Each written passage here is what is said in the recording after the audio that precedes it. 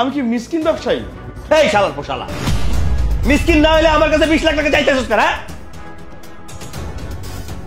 Sorry Suman. একদম serious নিয়ে নিয়েছে আমার সম্বন্ধী। হ্যাঁ, আরে বাবা আমি তো মজা করছিলাম, একটু মস্করা করছিলাম। শুনেন, আপনি হচ্ছে আমার সম্বন্ধী, আমার তো কোনো ছোট শালা টালা নাই, তাই না? কার সাথে একটু মস্করা করবো বলেন তো? তাই তো আপনার সাথে একটু মস্করা করছিলাম। হ্যাঁ তাই তো, তাই বলে তুমি আমার হাতে 100 টাকা ধরিয়ে দিলে। অন্তত 1030 টাকা দিলেও নিজেকে একটু সান্ত্বনা দিতে পারতাম।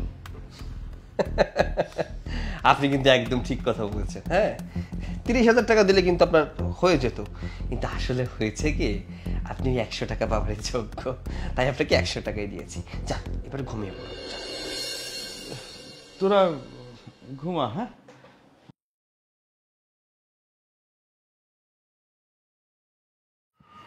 তুমি আমার ভাইয়ের সঙ্গে এরকম ব্যবহার করলে কেন? তুমি এখানে আমার ভাইকে অপমান করে কথা বলছো। আরে তুমি এখানে অপমানের কি দেখলে আমাকে বলো তো? হ্যাঁ, আমার কোনো শালা নাই, একটু মজা করতে পারি না, তাই সম্বন্ধীর সাথে একটু মজা করছি। এটাও কি করতে পারবো না? একটু মস্করা করলাম আর কি। সেটা আমি খুব ভালো করে বুঝতে পারছি। আরে আরে, শুয়ে পড়লে নাকি? কে মশারি টানাবে? হ্যাঁ, দেখেছো কাণ্ড, আমার আবার মশারি টানাতে হবে। শালা হলে নাই মশারি টানা দিয়ে যেতে বলতাম।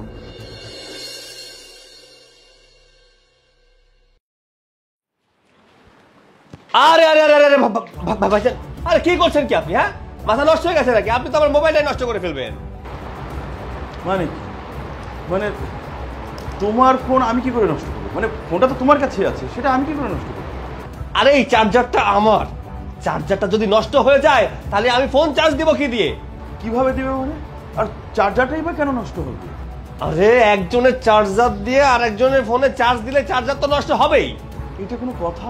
এইটাই কথা। ফকিন্নিপনা ছাড়েন, আর কত ফকিন্নিপনা করবেন বলেন তো? বেড়াইতে আসছেন, নিজের চার্জারটা নিয়ে আসবেন না, এটা কোনো কথা? আমি ফকির মিসকিন? আমি তোমাকে জ্বালাচ্ছি? মানে সামান্য একটা চার্জারের জন্য তুমি আমাকে এতগুলো কথা বলতে পারলে? অবশ্যই বললাম, কারণ সামান্য চার্জারটাও তো আপনার কাছে নেই, তাই না? কি হয়েছে এখানে? তোমার ভাইয়ের মাথায় বুদ্ধি শুদ্ধি বলতে কিচ্ছু নেই, আমার চার্জার দিয়ে ফোন চার্জ দিচ্ছে। বলো তো এটা কোনো কথা? তাতে সমস্যা কোথায়? অসুবিধা নেই বুঝলাম, এখানে তো সুবিধা আছে আমি দেখতে পাচ্ছি না। নিজে ফোন চালায়, একটা চার্জারও নেই, চার্জার কিনতে পারে না? আরে আশ্চর্য, তুমি এত হাইপার হচ্ছ কেন? এই শোনো, আমার পার্সোনাল জিনিসে কেউ হাত দিলে আমার সহ্য হয় না। ভাইয়াকে এটা বলে দিও। ভাইয়া, তুমি ওই রুমে যাও তো, আমি আসতেছি। এই, তোমার সমস্যা কি? হ্যাঁ, তোমার সমস্যা কি? তুমি সবসময় আমার ভাইয়ের সঙ্গে এমন করতে থাকো কেন? ও তো রাগ করলো। ওর রাগের আমি নিকুচি করি।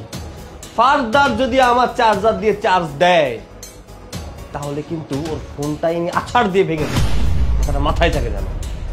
একদম হুমকি দিবে না, ছোট লোক একটা। আসছে, আমি ছোট লোক না? তুমি কোন জায়গার বড় লোক আমাকে এটা বোঝাও তো। নিজের ভাইয়ের একটা চার্জার নেই ফোনের, সে আবার বড় লোক হতে এসেছে। ফকিন্নির একটা লিমিট থাকা দরকার আছে। এই খবরদার, আমার ভাইকে কিন্তু একদম ফকিন্নি বলবে না। বল, 100 বার বল। কেন, কি করবে শুনি? কি করব? কি করব তুমি দাঁড়াও, আমি তোমাকে দেখাচ্ছি। দেখাও, আমিও দেখছি।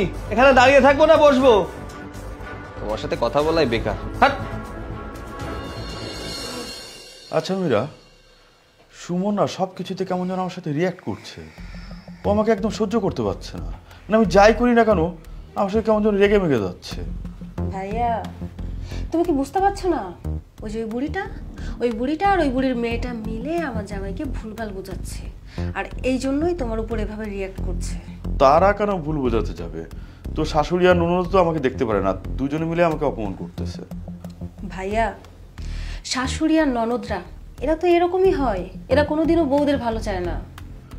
আমি না সহ্য করতে পারছি না। মানুষ শালা সম্পত্তিদের জন্য কত কিছু করে, আর তোর বরটা আমার সাথে চামানোর মতো ব্যবহার করছে। ভাইয়া, এত অধৈর্য হলে তো হবে না। সময় আসুক, তারপর আমরা দুজনে মিলে সব কিছুর জবাব দিব। সময় আমাদেরও আসবে, আগে তো টাকাটা পাই। টাকাটা পাওয়ার পরে আমরা সবকিছু জবাব দিব। আর এখন যদি কিছু বলি তাহলে তো টাকাটা পাবো না।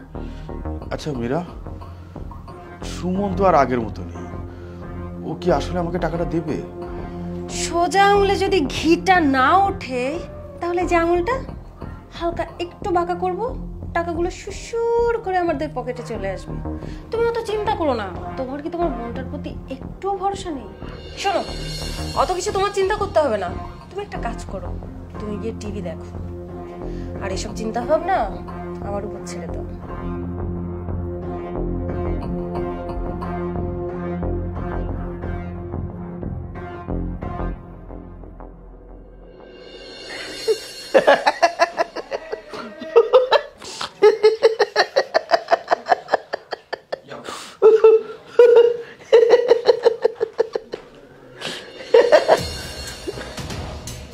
কি রিমোট কারেন্ট নেই কেন?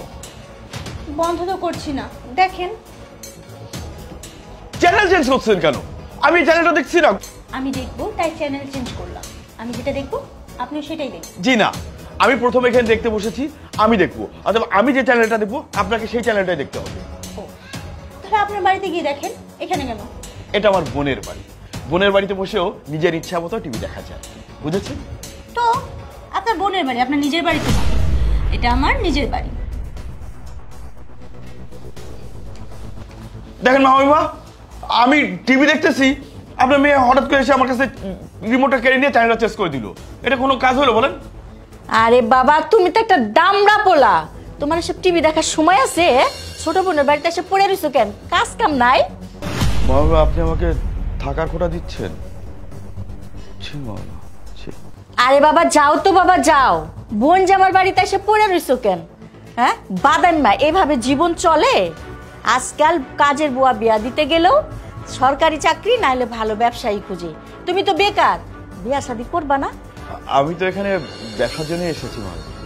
এটা কেমন ব্যবসা বিয়াই? বোন জামাইয়ের বাড়িতে খাচ্ছেন যাচ্ছেন, এটা কেমন ব্যবসা বিয়াই? তাত কাদের সাথে কথা বলছিস আমি? এই বাদাম মাটারে দেখলে আমার রাগ উঠে। ভাবির ভাই না, কামের তো নাই, কোংটামির জন্য সেরা।